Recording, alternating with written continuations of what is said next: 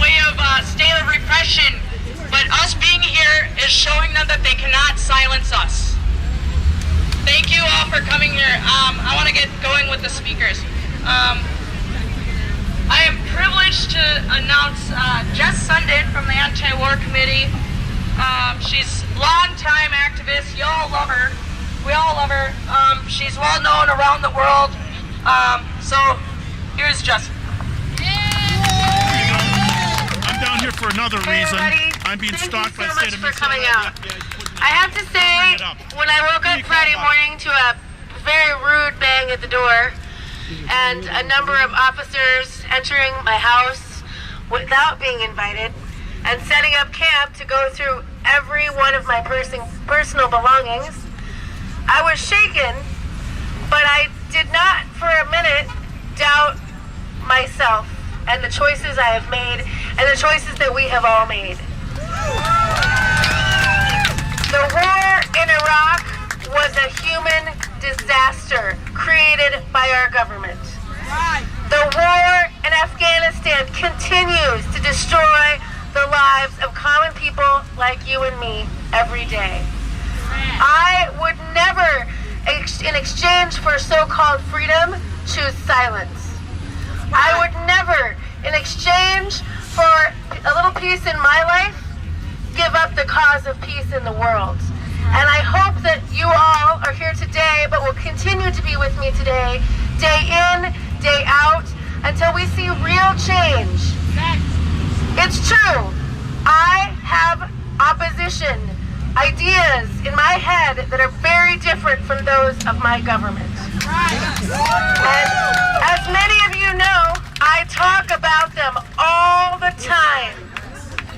But you know what? I did grow up in this country. I went to a very good public school out in Spokane, Washington, where I learned that we have a freedom of speech in the United States. Where I learned that I was entitled to my own ideas. And the day that the FBI can begin an investigation that is nothing more than a fishing expedition and a harassment of people like me, the day that that goes accepted is the day that what I learned in school dies. You and I are here today because we believe in the idea of a real democratic right to speak out for what we believe in, and we will not give up on the causes of peace and justice around the world. Our government is responsible for the deaths of untold thousands, the torture of thousands, the stealing from so many people of their homes and their lands. We have a responsibility, even with the agents knocking at our door, to open our mouths and to say no. So I am willing to keep doing that. Are you? Yeah! All right. The fact is, I'm gonna confess something to you guys right now. Are you ready? This is my confession. It is true. I support the causes of people in Palestine and Colombia for peace and justice. But I have never, and there will be no evidence otherwise, I have never done anything to fund, to materially aid those in other countries. The fact is, there's a recession on up here, people. The fact is, I'm a clerical worker. I've been on strike twice and I've only had a full-time job like 10 years. I don't have the means, and if I did, that is not my place in this struggle. My place in this struggle has been to try to understand the truth, to learn the truth, and to share it with you. I have shared it with you in the form of stories. I've shared it with you in the forms of pictures that I have taken, and I've shared it with you in the streets at these demonstrations like this one today. The FBI isn't going to find any, it's going to take them a long time to go through all the stuff they hauled away from our homes. I don't know if they're going to read all the books they borrowed. They will learn a lot about Colombia, by the way, if they read them all. But no, the things they took, it's ridiculous. That it could possibly be a crime in the United States to own books, to own music CDs. I don't care what your political view is. This is a country where we're supposed to have those kind of rights. We're supposed to. And we're going to fight to keep them, right? I am so thankful to all of you for being here. You know, I'm a mother of a young child. I can't tell you, it doesn't worry me a little bit to be under a little bit of scrutiny right now.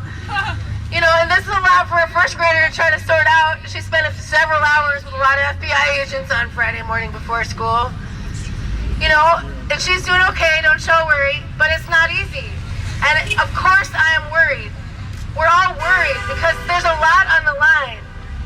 And I hope that nothing happens to take me away from my daughter. But I know that no matter what, she will know that her mama did the right thing, and she's gonna keep doing it too. And in fact, that is how no matter what happens, we are all gonna win.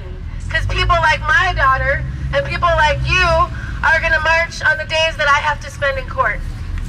Or wherever else. Excellent, I got babysitter offers already. You know, I just wanted to say one more thing. I'm a member of the anti-war committee. Some of you may have ever possibly received an email from Jess at antiwarcommittee.org.